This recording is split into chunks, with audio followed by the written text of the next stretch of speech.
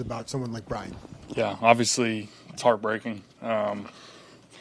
But obviously there's positive news as of late and how he's doing. But, yeah, caught us all off guard yesterday, obviously, on an off day. But reached out, shot him a text right away, reached out to Coach Rivera right when I heard. And Coach kept me up to date on kind of how he was doing and after he had visited with him and went over there. So, yeah, I think it's a wake-up call to everybody, just like, there's real life problems out there in this world, but thankfully Brian's doing well, I'm told, and look forward to seeing him. And how do you think the team handled it in general today? I think everyone was good. Coach Zampese also, his father passed away as well, so that was announced. Some things obviously internally, we're just praying for our guys. We're a family and we want to keep it that way, and pray for everybody when they're going through stuff off the field and as well. And so I thought practice was good. Guys were still up tempo, all that stuff. But I think everyone definitely feels for Brian, and definitely, again, it is a wake up call that there's a lot of things in our world that are sad and unfortunate, and things wrong in our society. And we got to all be smart. When you hear the information that this has happened, you're obviously thinking about football all the time. Does that kind of jolt you out of that and put you in a different reality? No doubt. It's sobering for sure. You definitely, you hear that news and it's like, okay, this isn't even football anymore. Someone was shot, and this is a real life off the field thing that someone's going through. And again, we're fortunate with how he's doing. And again, that's all what I've been hearing. But things could have obviously been a lot worse. But yes, it is very real life. It takes you away from football real quick and say these are real life issues that we're all going through, and everybody we're not immune to it. You've obviously gotten to know Brian this year. What stood out to you about him as he's kind of going through this and getting to know him as a teammate? Yeah, he's a lot of fun. He's a lot of fun to be around. I mean, obviously we see him on the field and how he runs the ball and runs hard. But off the field, he's high energy, great dude. It's been fun getting to know him a little bit, he's opening up, coming out of his shell a little bit right now, and it's been fun to see. And so I look forward to seeing him back in here hopefully soon, and that big smile on his face, I'm sure he'll come back real quick. Carson, thinking back to when you played your first NFL game, Brian was about to play his first, and now that was taken away from him. Just describe maybe the emotions you think he's probably going through because he was anticipating playing in his first NFL game. Yeah, again, I don't know kind of overall his state. Again, I haven't spoken directly to him, shot him a text, but I know there's a lot going on in his world.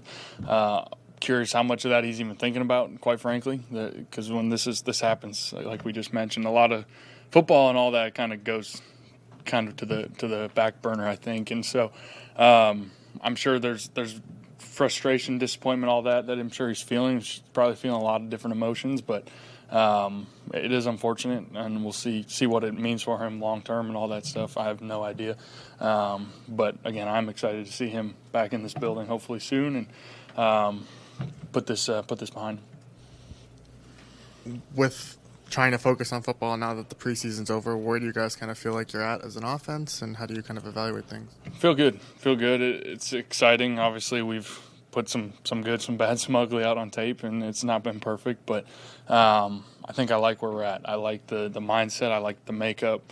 Definitely not perfect, and we'll be building and growing as a team really every week, every time we step on the field. But the body of work we've had from OTAs, the summer, training camp, and then preseason games, I really like where we're at, and I'm optimistic. Getting to face Jacksonville first after going through what you went through last year, are you looking forward to that, just to kind of getting out of the way? Or? Yeah, I mean, it's a new team. It's a new team. Their coach, everybody's new down there, so I try not to put too much stock into that. It's week one. It's at home. There's obviously a lot of emotions everybody will be feeling. I try and put that all behind me. We ask you a lot about your chemistry with various guys. Where are you and Logan Thomas at now that he's off the PUP list? Feeling good. Just working through things. Everybody runs routes a little differently. Body language is always a little different, but I've also seen him on tape from really last year as I'm learning the new plays and everything, and so trying to see how he moves on tape. And I think he's looking good. And I'm excited to keep building that chemistry. But I think today was his first real team kind of reps and all that. So that'll help this week. These extra practices we get, and then into next week, I think we'll be on the same page. Preseason, your performance has been a lot of the shorter throws, not as much downfield. But is that useful for you to see, just get the ball out quick and watch Dotson and Samuel and these guys create? And is that something you want to take into the regular season? For sure, yeah. There'll be plenty of time for both. I think preseason, it's kind of just how it played out. But it is good. It is part of what we do, and getting the ball to these guys in space, the backs and the receivers. I think they're all dynamic with the ball in their hands, and so it's fun to see what they can do, and also just play quick, play fast. We're going to call plenty of plays to push it down the field, but it's not always going to be there. So sometimes you got to take the check down, and I'm super confident in each and everybody's ability, if I do check it down, that they're going to turn it into a big play.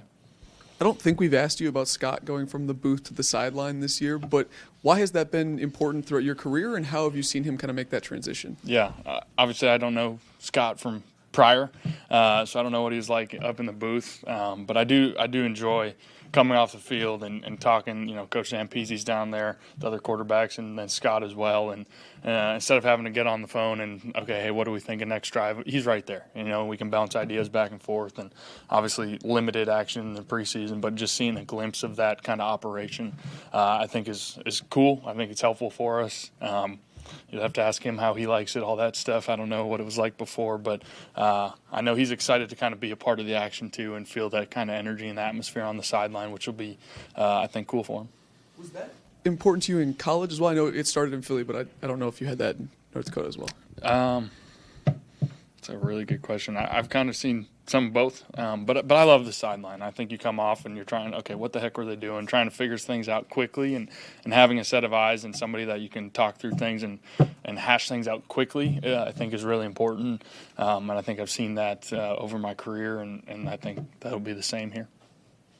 Going back to Brian, how did you hear, and what was kind of your immediate reaction? Yeah, I actually heard from a group text with the O-lineman. We were texting each other, and one of the guys sent it in the group, so the topic quickly changed, and I read just the headline. I called Coach Rivera right away because I figured go straight to him. He would know best. So, yeah, that's how I heard. And to deal with that and Ernie Zampese and just before the start of the season, how do you personally compartmentalize all that and life and football? Again, it is sobering, and all those things can kind of, we're so geared towards our job. Everything revolves around football, and it is our life, and we try to not, at least myself, I try to not put my identity fully in football, but you do give a lot. You give a lot, and it's mentally and physically taxing, and so to have moments like that are real life moments that aren't completely football, are completely unrelated to football, I think gives you a sense of reality and makes you realize there's a much bigger picture and there's much more important things in life. And so I think it's cool that we can kind of rally around each other, be together.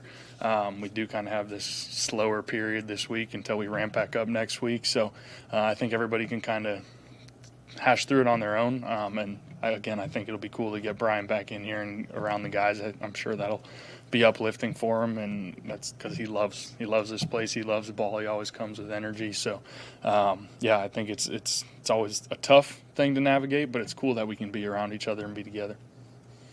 All right. Thank you, guys.